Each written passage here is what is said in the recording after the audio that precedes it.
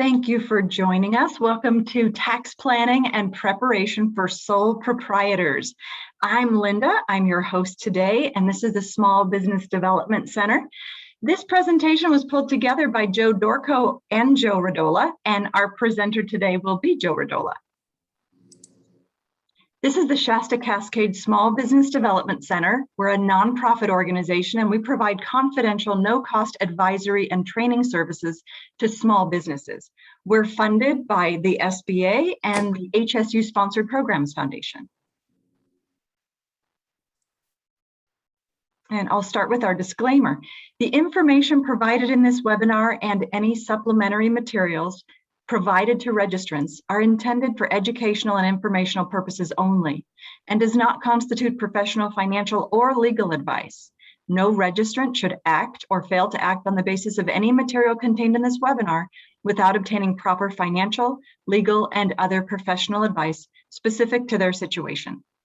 The Northern California Small Business Development Center and its host, the HSU Sponsored Programs Foundation, specifically disclaims any liability, loss, or risk, personal or otherwise, which is incurred as a consequence directly or indirectly of the use and application of any of the information presented in this webinar. And now I hand it off to you, Joe. Thank you very much, and appreciate it as always. Good morning, everybody. Bright and early, huh? My name is Joe Rodola, lead advisor for Shasta-Cascade SBDC. By the way, those of you who are watching, coming in from other areas of the state or other areas actually of the United States, there are SBDC offices everywhere. So just because I'm here in Shasta-Cascade, there are people like me and Linda all over our organization, okay? Again, we're nonprofit. We charge you nothing directly for our services and consulting and classes, because technically it's already paid for by our tax money. So, hey, why not take advantage? As you can see by my little presenter screen here, I'm an old dude, been around the block a couple of times. Credit is my forte.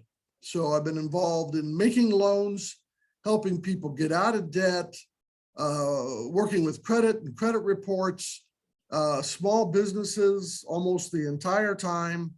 And for the last 9 years, I've been working specifically for two nonprofit organizations, Superior California Economic Development, or SCED, and SBDC. So what are we going to do today? Basically, when the pandemic hit last year ago, March now, it's coming up on about 18 months, isn't it? 19 months or so. Since the pandemic hit, we found that sole proprietors specifically, the mom and pops, I have a small business. I'm one of them, okay? I am the business. A lot of us that operate without employees do not always realize that our financial documents are hugely important. And when we went to start helping and assisting people at SBDC that had small businesses to qualify for any of the assistance that was coming out of Washington, D.C., we noticed that a lot of the owners didn't understand their financial statements, didn't understand where the money came to and went, and didn't understand the tax documents and forms. So this class is specifically designed for the mom and pop small business, especially the ones that operate out of your houses, like I do, like Linda does. We operate out of our second, third bedrooms, okay? Operate out of a laptop, a small, a cell phone, low key, no employees. We are like I say, we are it. Me, myself, and I, right? 3-person operation. So what we're going to do today is walk you through the steps of understanding ways that you can track income and expense, and then at year end, transfer that information easily over to what is called a Schedule C. It's a tax form document for sole proprietors that's attached to your regular IRS forms, okay? Schedule C basically tells how much the business made for the year, and that's, of course, how you pay taxes. Okay, so why track income and expense from the opening day you start? Obviously, to gauge whether your business is profitable. Makes sense, right? You're gonna make any money. Always want to make adjustments as soon as feasible, okay? Soon as feasible. You don't want to let things happen if you're drifting into the negative and you don't make adjustments.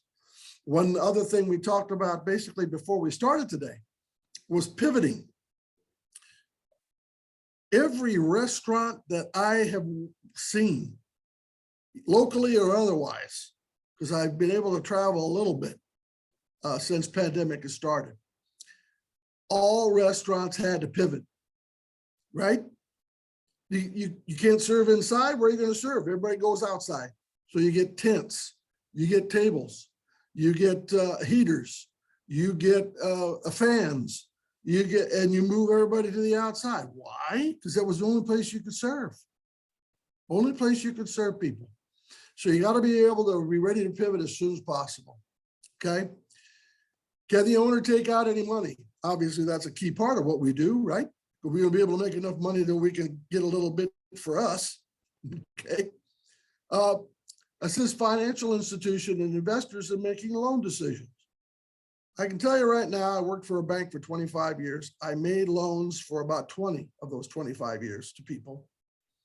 How did I know how much a company or a person made? Tax returns,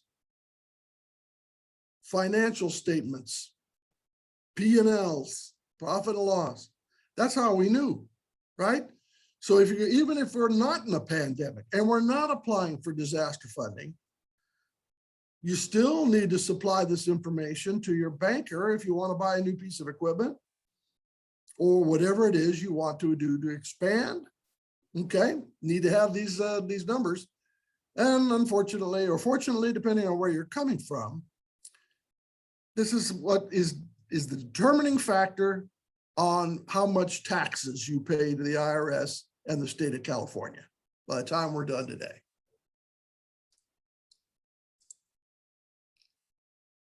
Okay, so things to think about. How complex are your books? Okay, your bookkeeping. Again, as a sole proprietor with small numbers of income opportunities or income flows. In other words, I basically have 3, maybe 4 income flow organizations that pay Joe, okay? Very low key, easy to track. I get a check, know who it's from, perfect. You can use QuickBooks or other bookkeeping type of software, no doubt about it. They're great, okay? They're more technical, they're more intricate, okay? And they can be used, no problem.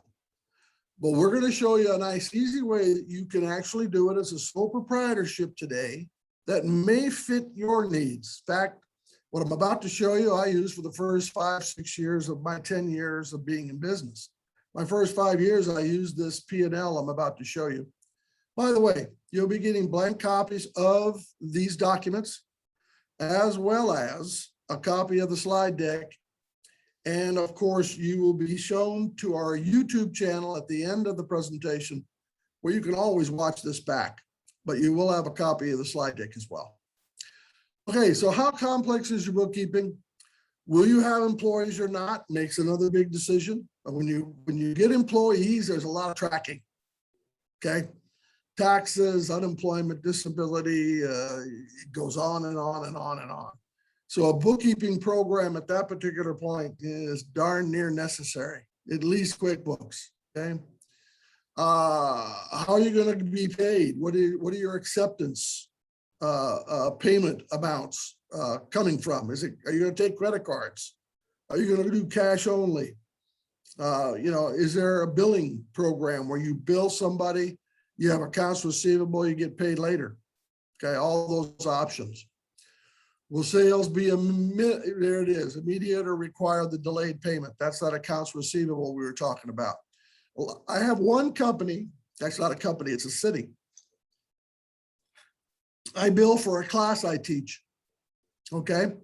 And so I bill it after the class is given, and I do not receive payment on that class till about 30 days after the class billing date, because it's 30 days net, okay? So I know I've got the bill out for them to pay me, but I don't wait for the payment to come in. And obviously, do you need bookkeeping software to start? That's a big question that needs to be answered, okay? All right, so we've talked about the fact that you may want to use QuickBooks, okay? You don't have to, depending on how intricate your financials are. Here is an Excel spreadsheet that you can use. I pulled it off the internet back when, okay? We've made some adjustments to it. It's an easy to use form. Let's see if I can get it to come up here. I will go into my share screen and I will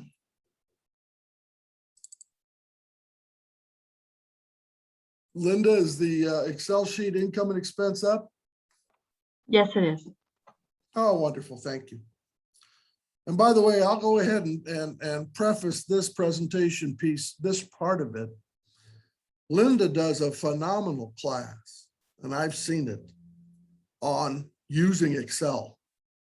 Excel is a huge part of a small business in doing a lot of things, okay? A lot of things. So, and when you get to our YouTube channel, you'll see that the majority, if not all of these webinars that we've done in the last 18 months are on there taped. It's kind of cool. So you'll see Linda presenting, me presenting. I do the How to Start a Business class, been doing that for years. And there's an Excel class, Linda's Excel class. So here's an Excel spreadsheet. It's all pre-made out, okay? Income and expense. I'll go ahead and see if I can change this date here to 2021. There we go. See how easy that was. So there we go. So now we got ABC Company for the year 2021. And this represents sales or income at the top of the page, expenses down the center, equals profit at the bottom. Okay. Pretty simple situation. You can make these changes very simply. I'll change this first column here. Everybody can see line 4C. Let me just change it to $900 once. Okay, then it makes the adjustments. There you go. It also tallies everything across on the last column for totals for the year. Okay, so it does all the adding for you. All the formulas are built into this spreadsheet.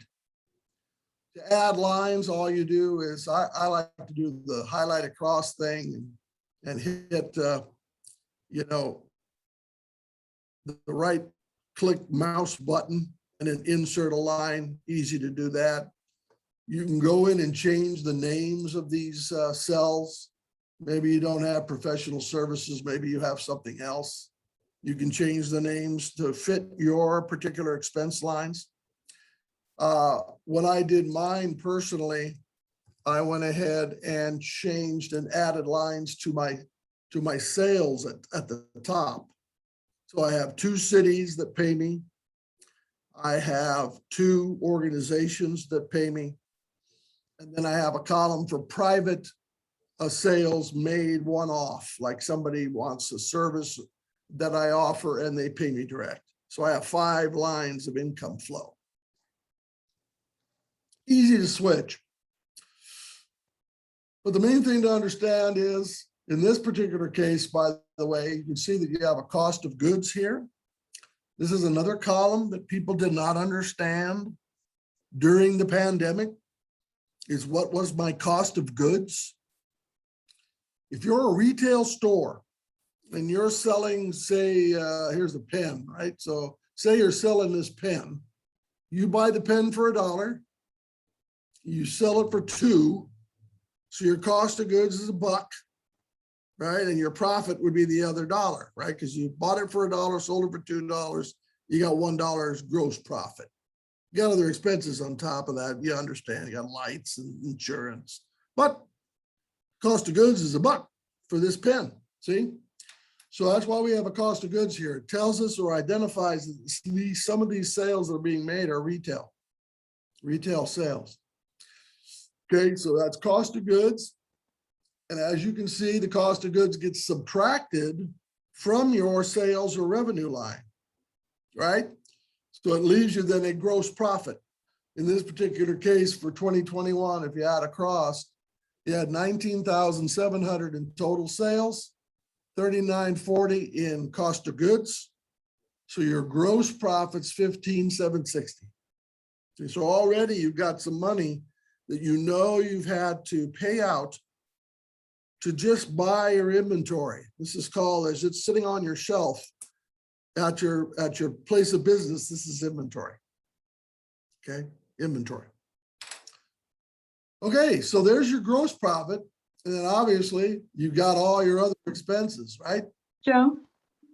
Yes, ma'am. There's a question that's relevant to where you are right now, so forgive me for interrupting, but they're wondering if for a business, when it comes to cost of goods, what about food purchases? Is that something that would be a cost of goods, or would that be under an expense?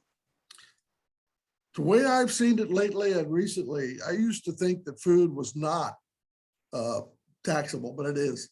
So the cost of goods, the food would be in those categories as well. Yes, it would. That's one of the things that Louise, our specialist in the food service area down in Sacramento, is a wonderful person. Always reminds people that every tomato, every onion you buy, it costs money, all right? And so when you start saying, okay, I'm going to sell this sandwich for X amount of dollars, she has a fantastic way of formulating that price for that sandwich based on the cost of all your products, your ham, your cheese, your bread, your tomatoes, your lettuce, your mustard, you know what I mean? She has a cool calculator for all of that, and then builds in things like, okay, you got waiters serving people, or you got people making the sandwiches. It's a lot to think about, isn't it? Food service is very, very hugely technical, hugely. And really it has nothing to do with, all of that has not a whole lot to do with making a good sandwich, really. It has to do with the numbers behind the sandwich, right? So kind of cool that she opened my mind. You notice I didn't open a sandwich shop. I have a consumer debt counseling agency that I've opened myself. So I stuck with what I knew, credit. So you got rent, utilities, you see all the numbered categories. Most of these auto-fill, which means if you put the rent in, normally rent doesn't change much, right? So you put the $500 in, it'll fill all the way across. It's just kind of nice. Some of the ones you don't want to auto-fill probably are like utilities, because they go up and down a little bit. You know, you can do base, you know, this will normally not be the case that it's $50 a month, right? It goes up and down, okay? Same thing with your telephone bill, might go up and down. Insurance probably stays flat, especially if you pay it monthly. One of the things that Linda reminded me with a while back when we started teaching this class is not to forget, especially as a sole proprietor, travel expense. So as you can see here on line 18, or number 18, line 21C, I have $84.75 in that box. And that would indicate at whatever the annual mileage allowed is. At the time I made this form, it was 56.5 cents a mile that you can write off for traveling for business purposes. So if you're going to teach a class, if you're going to buy product and bring it back, if you're going to deliver things, pizza place, right? You're delivering pizzas all day. So all those expenses get to add up, and mileage is a biggie. Joe? Yes. I just did a search, and for 2021, the mileage rate is 56 cents. Yep, so they dropped it. Very good. So each year it can be adjusted. It's just as simple as a Google search to find that answer. Perfect. So there it is. So I went ahead and changed it to 56. And every year my tax person that helps finish up my stuff posts the new number, so that's very good to know. My wife's a real estate agent. You can imagine how many miles a real estate agent puts in every year, right? Going to houses, taking people over there, show them the real estate, show them the rental, go back and do audits, go back and check the place out, meet the guy that's going to fix the air conditioner. A lot of mileage. So her biggest expense, since she technically operates her full business out of our second bedroom as well, her biggest expense each year as a real estate agent is mileage. That's what it is. See, $10,000 a year, $9,000 to $10,000 a year in mileage. So that can be very important. So don't forget it. And don't forget insurance. Everybody that's in business, I can't think of too many other businesses need liability coverage minimum. Okay. It's one of the things, you have disclaimers, you have things that say, you check with your attorney, check with your CPA. I'm not an attorney, I'm not a CPA, right? Sort of like our disclaimer slide was here. Always good though, as a business owner, liability insurance. If you have a retail shop, you not only have liability, people slipping and falling in your place, but you got inventory, cash registers, desks, tables, you got all that stuff too, you got to cover. So you're going to have fire, liability, etc. Okay. In our particular case, many of us that are doing written or informational processing and giving that information to people have what's called errors and omissions insurance, especially if we're writing things for people. Okay, got errors and omissions insurance. That's specifically designed just for that. Okay, so you're always going to have insurance, and everything's based on the insurance side on risk. So if you're obviously mowing lawns for a living, that's a lot higher risk than, me teaching a class at some office building or office space. Okay. So the liability is a lot higher. So something to think about, always to have insurance. And again, everybody says, well, what's the bottom line? Well, the bottom line in this particular case for this particular company, ABC company for 2021 is $7,365.25. That bottom corner number right here. So you got your gross profit after your cost of goods is deducted, $15,760. All of these expenses come out, okay, rent, etc. for the year. Comes to $8,394.75 and leaves you with a net profit of $7,365.25. Now, you pay taxes on that number to the IRS and the state, okay? Your income taxes are based on the bottom number, not the top. Thank the Lord. So in other words, they don't tax us on gross revenue. It's net after all expenses are deducted. So the tax will be paid on $7,365.25. And normally on, if you use any of the tax filing programs, TurboTax, all those other ones, right?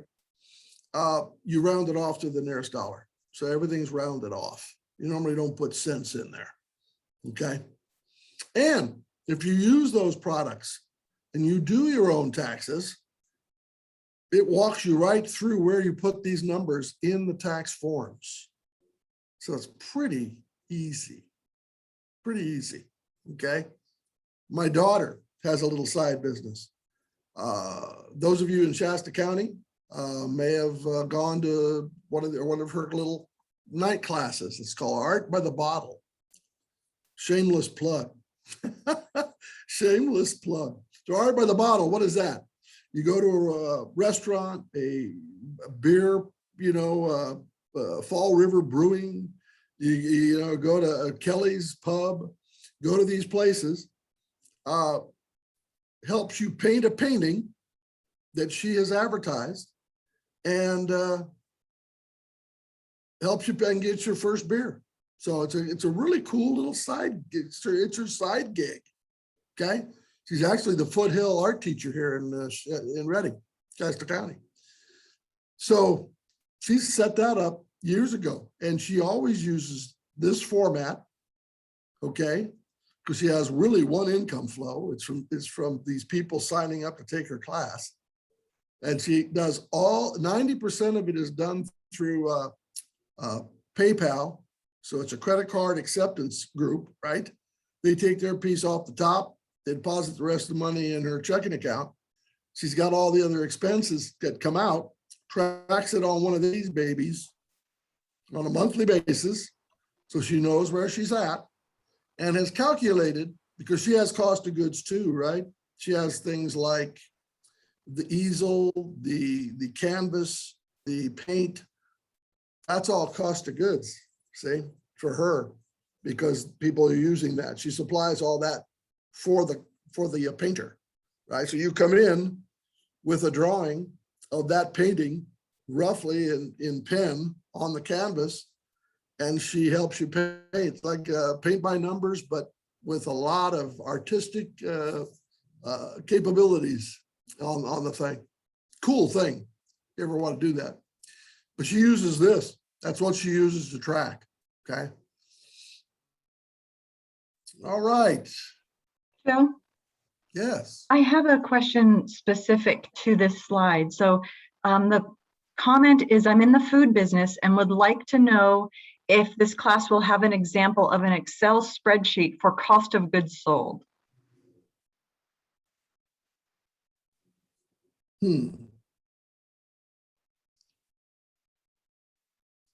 Well, this basically cost, I'm not sure what the real address that real quick? Is. Thanks, Yes, David. David's our boss. David, come on in, join us. Jump on in the pool, buddy. Yeah, when you're talking about cost of goods sold, essentially for your food business or whatever business it is, it's simply a listing of the actual items that you need to assemble whatever the product is that you're selling, right? So we're not going to get into that in this class. It might be part of a wider class in financial management or in understanding financial statements and that sort of thing. But this wouldn't be the class to do it.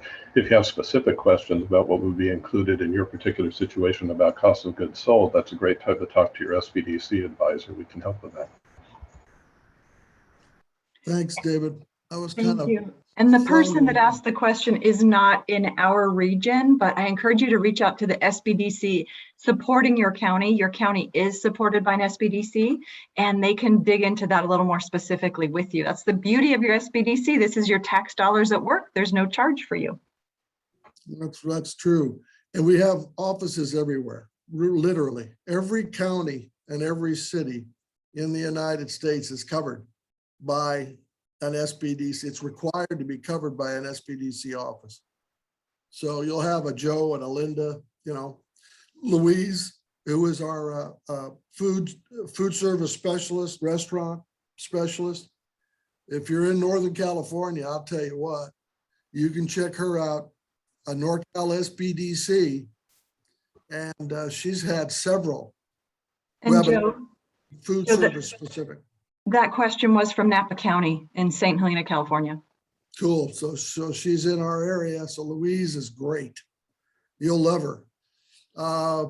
And Joe, I have another question. It's, if I have a salesperson, can I write off their travel miles? It depends on how you pay and do that. That's obviously a specific question, but it depends on how you pay them. Really. Okay. So if you pay them their mileage for them traveling, utilizing their car, then it's a write-off. okay, then it's a write-off. So it really hinges on how you pay them, or if you pay them for the mileage that they travel. Okay. In the case of consultants, we, as consultants, when we get paid through a contract, every time we go anywhere on business, it comes off the income tax. You betcha. You know, that's how it's tracked. That's how it's tracked. Now, some people will ask me, how do you track that? We have another class for that. Real quick, I'll throw it in. We got time. I'm in good shape. You can go old school. My wife was 20 years in real estate. Okay. She uses the little hand pocket calendar. Okay. Keeps it in the center divider of her car with a pen. Okay. And tripometer B on her car, she sets it every day to 0. The next day before she leaves the garage, she resets it to 0 and writes down the number of miles in the date on the calendar in the little armrest. Old school, baby. And then I add it up. I add it up. Very simple. Okay. There's apps on phones that can do it now. So don't get me wrong. If you're really involved in technology, there are apps that do that now. But you can go anywhere from app to old school. You have to be able to show the IRS that you really did it, right? So it's always nice to have paper copy. I've only been audited once, knock on wood, in the number of years that I've been filing income tax. I don't want it to happen again. And if I do, I want to have that paper copy. Here you go. Here's where the miles were. So anyway, that's how you do that too. Any other questions at this moment before we go back to the? We are caught up. Thanks, Joe. Wonderful. Let's see now if I can, speaking of technology. Oh, it didn't look like it did it. Oh, there it is. Is it back up?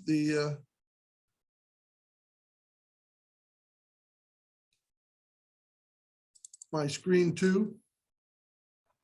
You are back at sample Excel bookkeeping tracking where it says Excel spreadsheet. Yay, PowerPoint's back up. Yay, thank you. Okay, so now we have tracked our income and expenses. We have it on an Excel sheet. What's nice about this is it kind of forces us to input monthly, okay, which is good. I do it probably once a week, depending on when I get some income flow. I always put the income flow in when it occurs, so I don't forget it, okay? So if I get paid by an entity for that month's sales, I dump it in the spot. That way I won't forget it. You know, always I can get it off your deposits, but there you go, okay? But check it and do it monthly at least, okay? That's the key. All right, so normally Joe would come in here. So we had 2 Joes. It was the JoJo show. Well, I'll do Joe's half as well. So again, using the profit and loss statement from Expel and the other software, you can prepare the Schedule C from that particular document. The information that you get in the Excel sheet fits on the Schedule C. So here's some information about income. Income is defined by, see, that was Joe Dorco. He's the tax guy. Section 61A. Gross income as income from whatever source derived, including but not limited to compensation for services, including fees, commissions, fringe benefits, and similar items. All revenue, cash received, or bartered services from an exchange of product or service should be counted. Okay. There was a thought I had there. What was it? Oh, here it is. Service businesses.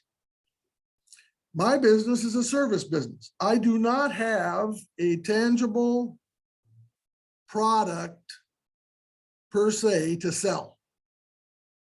What I sell is knowledge, okay? And yet in the state of California, at least, they don't tax service. Yay. So you don't have cost of goods.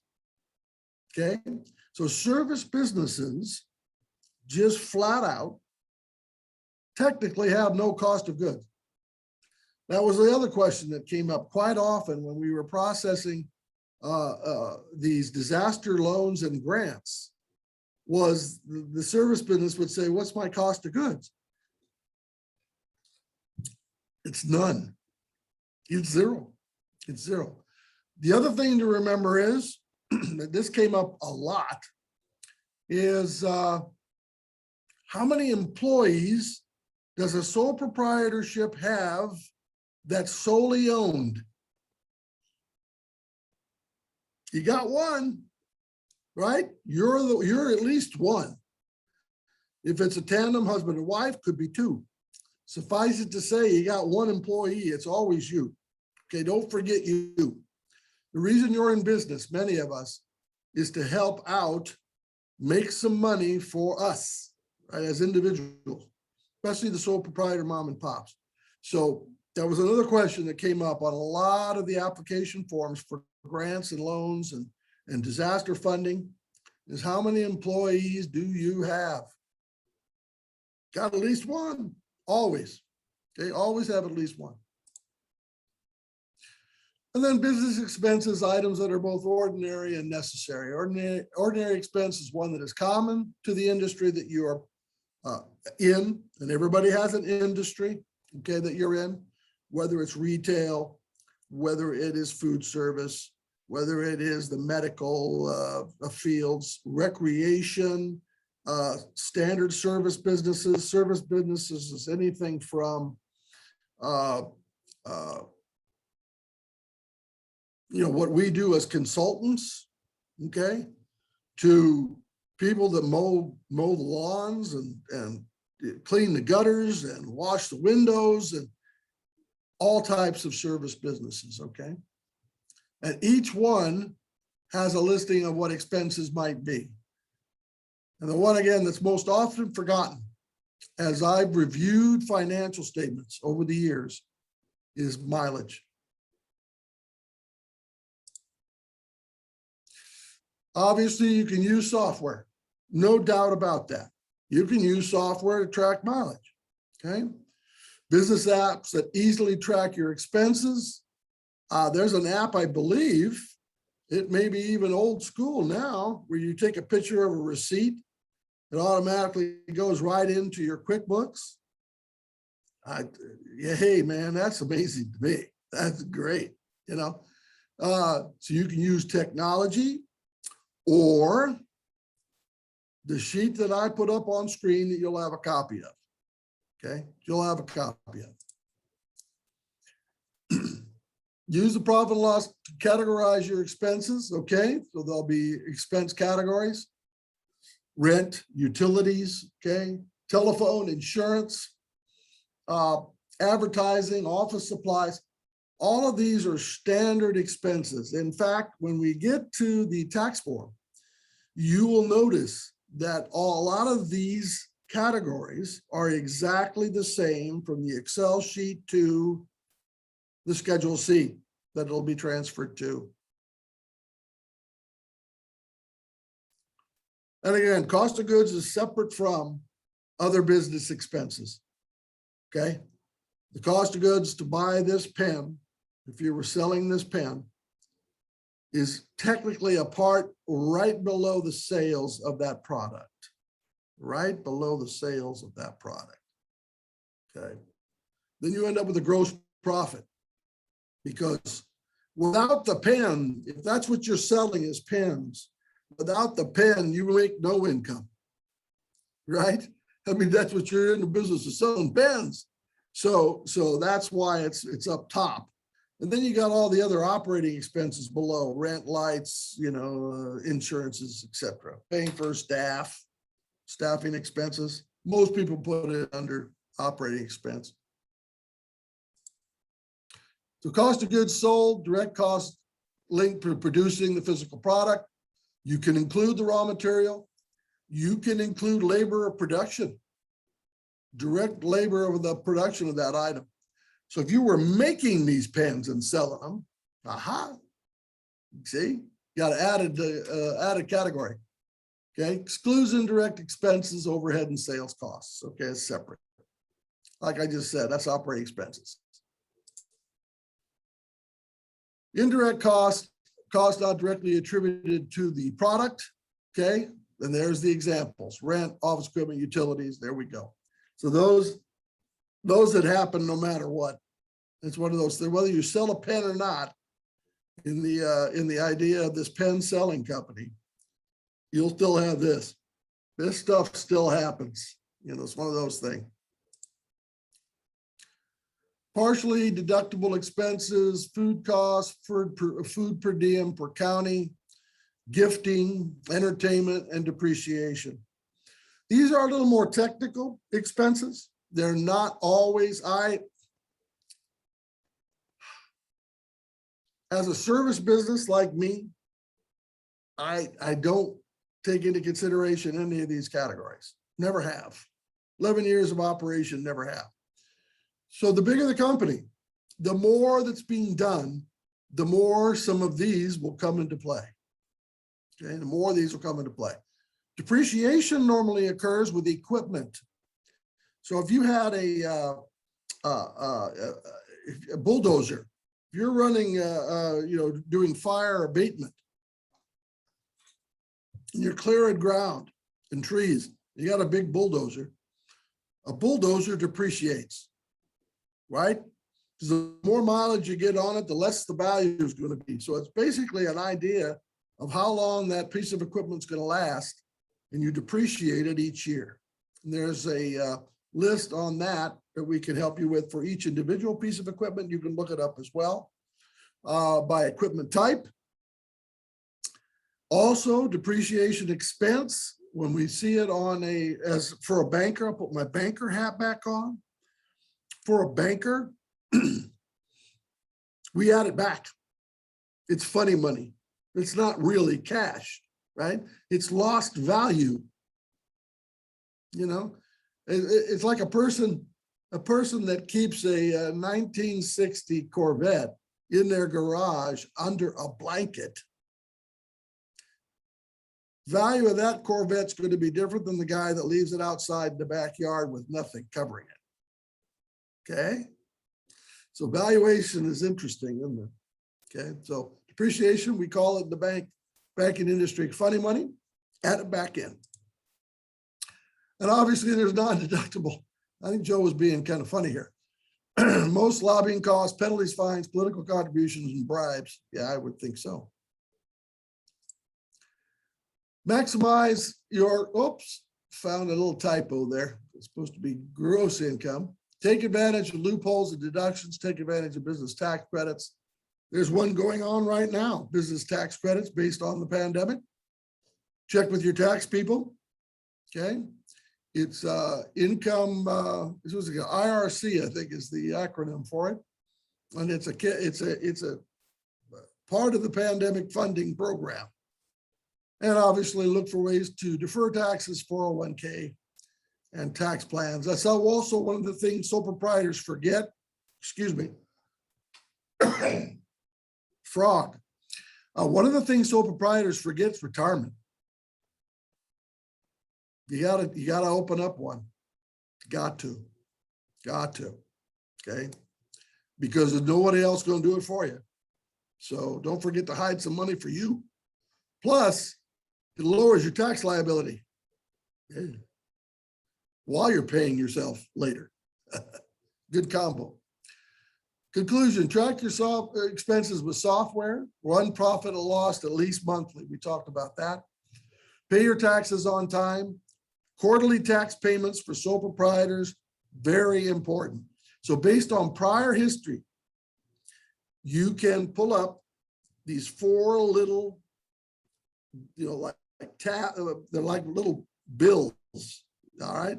You pull it up on irs.gov, put your tax ID information, address, so forth, and send money to the IRS quarterly to prepay some of your taxes. What it'll do, it'll help you avoid penalties at the end of the year. That's the huge part. Plus, it'll also save you having to come up with a big bill April 15th. That's the other thing it does. It does two things. Obviously, we always suggest that you have at least somebody that you can talk to about tax, okay? Whether it's a CPA, accountant, bookkeeper, aunt, uncle, mom, brother, sister, wife, I don't care. I don't care. Somebody that you can kick it around with. Second opinions always work, okay?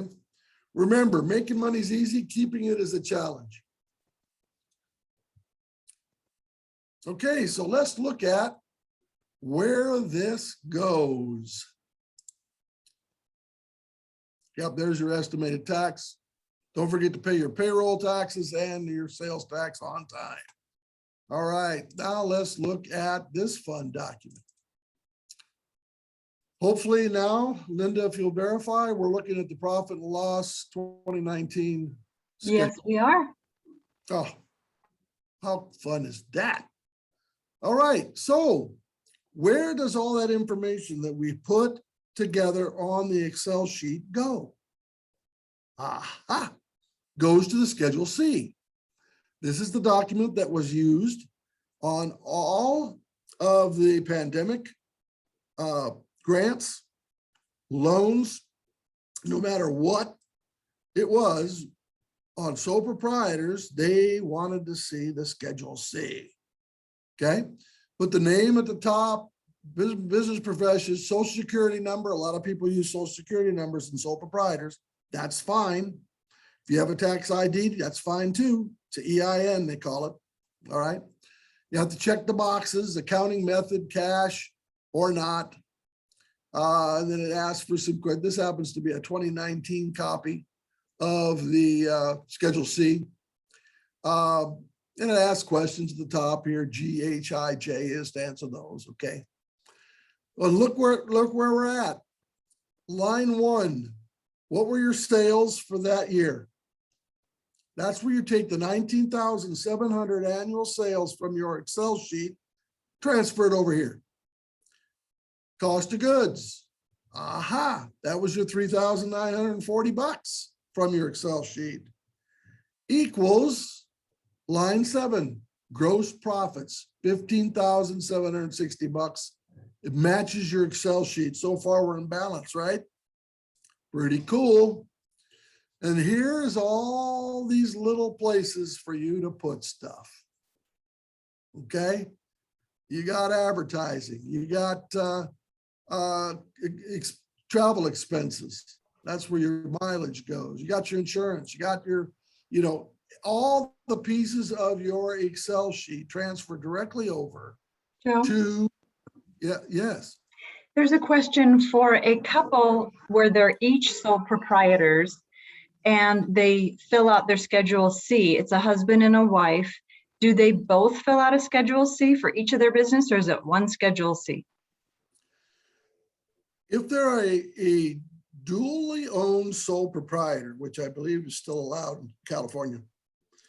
And again, check with your CPA. I'm not an accountant. Joe Dorco would have been a great guy to answer this question. But there's only one Schedule C per business, okay, per business. If the husband and wife had their own separate businesses, like in my case, right? Judy, my wife, real estate agent. She's Judy Rodola Real Estate. So she has a Schedule C for all her income and expense. Joe Rodola's debt consulting, separate business. I have a Schedule C, all my income with my expenses. So we running them both, putting them together. Each one goes on the 1040 form, which is the main tax form. And then the totals are added up on the net down here on line 31. That's the magic line here, by the way. Everybody said, well, what number do I put in this application? Oh my gosh. What's line 31? 31 is net profit. That's that 7,365 in this case. So if you had two, husband and wife, separate businesses, you're running two Schedule Cs. If you're both just operating the one business, you'll have the one Schedule C. Okay. So all the expenses there, $8,395. Your net again, tentative profit 29, line 29, 7,365. There's a couple you can do. Some people write off their home. Line 30, expenses for business use of your home. That's a technical way that you can actually write off some of the square footage of your home if that's all the square footage is used for. Remember that technically to write off line 30, this was always drilled into my head. You can't have a bed in there so that your daughter, comes home from school, college, and sleeps in that room. An office is an office. So you got to be really careful. Got to be really careful about that. So, but you can do it. I've had people do that. They'll write off the home office. They'll write off part of their utilities. Yep, you can do it. There's a technical way to have it done. I always say to check with an accountant, CPA, bookkeeper, somebody that knows what they're doing before you do it yourself. So line 31, there it is, $7,365. That's what you pay taxes on. That's what the IRS and the state are interested in knowing. And that's the number that was put on all the applications that we saw for PPP loans, Paycheck Protection, EIDL disaster loans, and now the fire loan disaster loans are coming back as well for many of the counties that are experiencing loss of revenue due to the fires, much less the fact that maybe they lost the business. That's unfortunately happening again. This Tahoe thing scaring me to death. One of my favorite places in the world is Lake Tahoe. Wow. So anyway, loss of business income, line 31. That's the magic number.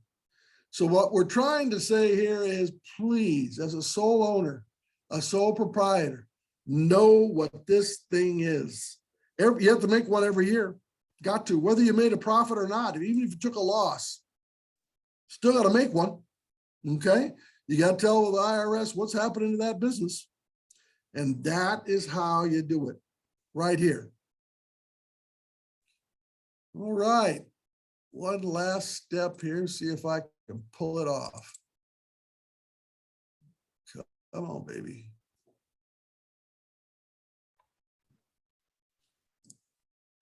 There we go.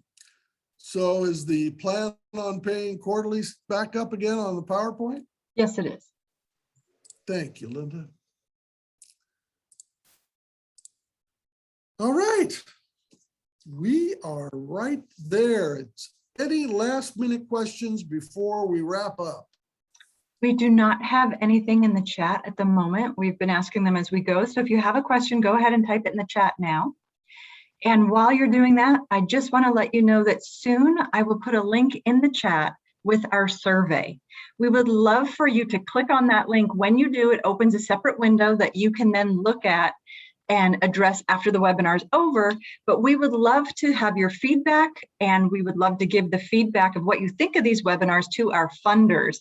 And one of the things that we love is the ideas for new webinars come as a result of what you ask for, because we really want to present what you would like to see. And a question did come in, Joe. What are some of the penalties from avoiding paying taxes quarterly? There, and again, please check with your accountant, and Joe Dorco would be, I'm sorry, Joe's not with us. But here's what I know. If you don't pay, it's either 75 or 80%. If you don't pay, prepay or have paid 75 to 80% of your tax liability ahead. And what it means by ahead of time is normally April 15th. Obviously, these last 2 years, April 15th didn't happen, right? They were delayed. But standard operating procedure, you got to pay your taxes by April 15th. So if 75 to 80% of your taxes are not paid by April 15th, there is a penalty, okay? And I'm trying to what you owe. Yes, yeah. David. The I, as I recall, it's like 0.5% of the taxes you owe is the penalty, but that there's there's a limit to it, you know. But the limit's high. It's like something like 20% or 30% of the tax. You know, you can't go over that, but it is some percentage of the amount you owe. Yeah, and what it does is it adds to that amount you owe the IRS.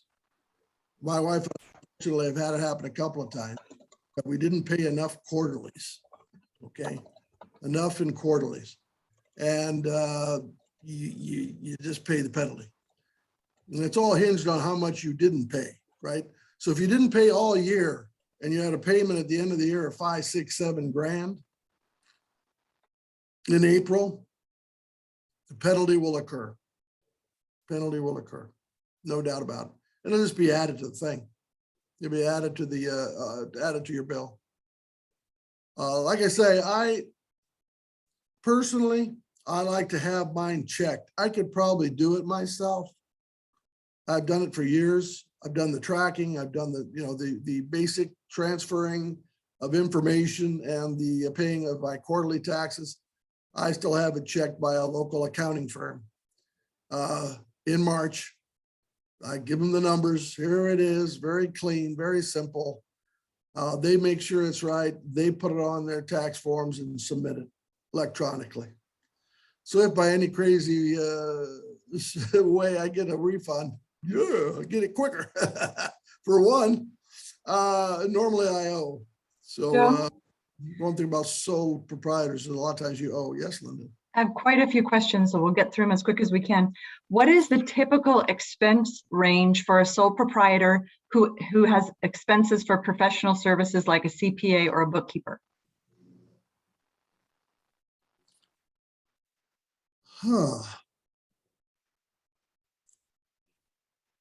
That really, I guess, would depend on you know, if you take your information to a CPA, it's more expensive than an accountant, right? Which is sometimes more expensive than a bookkeeper. So I think what they're saying is their business is a CPA or a bookkeeper. And what would you advise them to keep their expenses as a % of their income?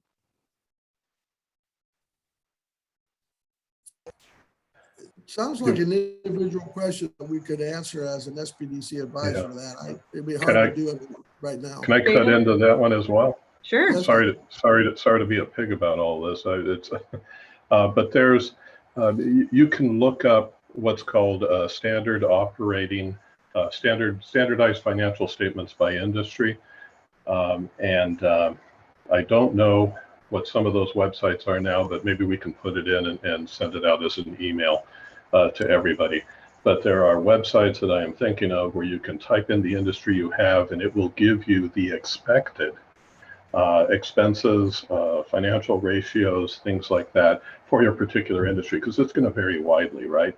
Your expenses as an accountant are going to be completely different than the expenses of somebody running a restaurant or a construction person or something like that. So you can look at it by industry and see what the average is within that industry and give you a better idea, because it does vary widely. And I'll check on that, see if I can find it, and we'll add it to the email you'll be getting at the end of this. Thank you, David. And Joe, I just want to address one person's question of will we get a recording of this? Yes, in about 3 business days, Emily will share a link to this recording as well as the slide deck Joe's using. So another question, Joe, is when I get my business license, my husband and I will be sole proprietors. To pay ourselves, do we do a draw or actually be part of payroll? If you're sole proprietorships, the easiest way is a draw. Easiest way to report is a draw, okay? If you set up employees, normally you would do that as an LLC or corporation. If you move into those categories, it becomes more beneficial to do that as an employee, definitely as a corporation. But we would do it as a draw, okay? That'd be the way to do it. And the last question we have is, what is the most common setback in doing your own books, or should I consider hiring a bookkeeping company? kind of as an advice is give an example of my daughter. She's always done her own taxes for her little, you know, she's got income flow and the side gig, right? So she uses TurboTax. So you can do that. If you feel confident in filling it out, it's great. Not a problem. The less involved the business is, the easier it is to do it yourself. If you've got employees, if you've got retirement programs and you got vacation pay and you got all these things, the more technical it gets, more important it is to have some help. It's the easiest way to kind of explain it. But if it's just you, right, and you don't have, you know, a bunch of crazy expenses for crazy things, you can do it yourself using one of these software programs. No doubt about it. Some people will do it and then take it to like an H&R Block for review. That's also doable. That's, yeah, lots of ways you can go. But the more intricate your business is, with the more types of expenses, then the more important it is to take it in. All right, Joe, that brings us to the top of the hour. I'll let you wrap it up. Thank you very much. Obviously, this last slide is very near and dear to us. We are located at Shasta-Cascade SBDC right here in Redding, California. Moved to our new digs in March, 1305 Sacramento Street. Emily is our main contact if you wish to have one-on-one consulting with any of us. And there are a bunch of us, including communications with Louise down at the restaurant group. Emily will sign you up. Okay, it's free. And there's our website, shasta-sbdc.org, and all of our pages, including our YouTube channel. We have a ton of information on the YouTube channel. Get to see all of us at our taped classes that we've done in the past, including this one today, and our NorCal Minutes, which are 1 to 2 minute snippets of quick information that we gladly give out to you that may help you in your business as well. I hope to see you again soon, and hopefully if you have questions, you see us one-on-one. Thanks for joining us. We're so glad you joined us. And like I said before, Emily will send an email to you with a link so you can view this recording again. And we also encourage you to, if you'd like to, go watch the Excel class I taught. It's an amazing class. If your skills are rusty or you're new to Excel, you'll gain some new skills. And we will see you at the next webinar. Thank you all. Have a great day. Thank you.